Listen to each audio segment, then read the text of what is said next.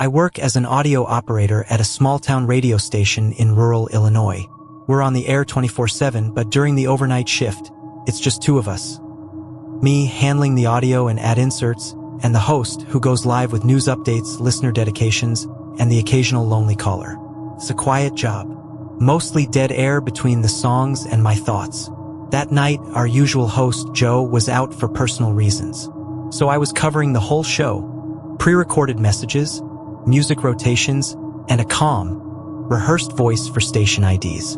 I've done it before. Nothing out of the ordinary. Until 1:47 a.m., when the studio phone rang. It happens sometimes. A caller requesting a song or complaining about static on the signal. I picked up automatically. "Good evening, WZAV." "Hello." The voice was faint, male, hesitant. There was a strange static behind it, like he was calling from an old shortwave radio. "Can I help you?" "Play Sleepwalk, please." It's an instrumental from the 50s. A classic. I queued it up, logged the time and request. Routine. 2 nights later, the same voice called.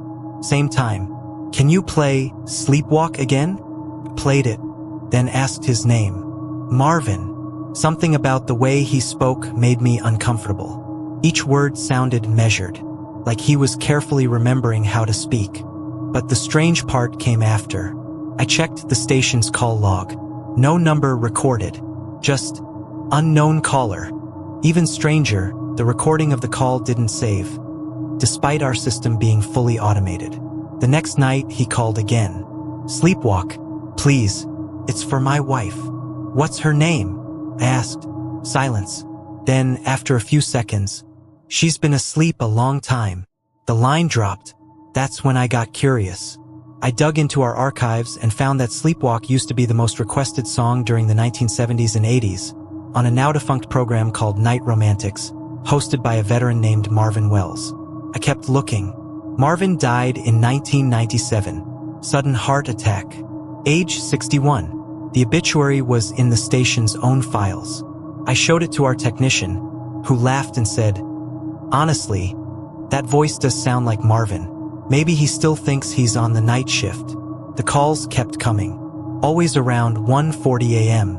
Always asking for the same song. And every time he called, something weird happened in the booth. Lights flickered, audio glitched, my computer froze. As soon as the call ended, everything went back to normal.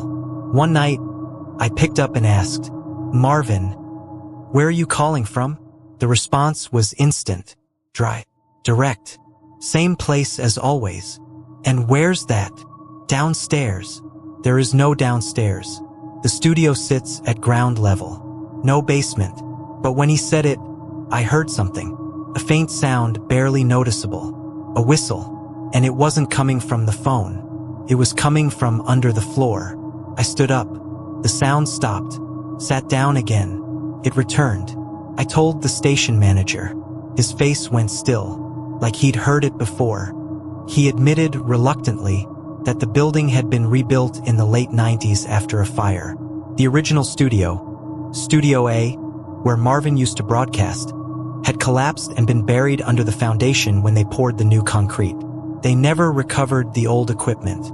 Since then, every night between 1:30 and 2 o'clock, I still get the call. Same voice, same request. One night, I decided not to play the song, just to see what would happen. 2:04 a.m., the phone rang again. I picked up. "You forgot." "Forgot what?" His voice had changed. Lower, rougher. Then he said something that still sticks in my mind. "You have to play the song. It's how I remember who I am." I hung up immediately. Before I could touch the console, the song started playing on its own. Sleepwalk. Perfect audio. Flawless quality. I hadn't touched a thing. The file doesn't exist in the station's current music library. I went to the server, checked the recordings folder, and there it was. A clip from 1982. A live broadcast. Marvin's voice. And now, for those of you who haven't slept, or for those who'll never wake again, Sleepwalk, from the bottom of the night. Now, I just let the system autoplay it every night at 1:47. It's easier that way. And sometimes, as the melody plays, I swear I hear a voice, low in the headphones. Thanks for remembering me.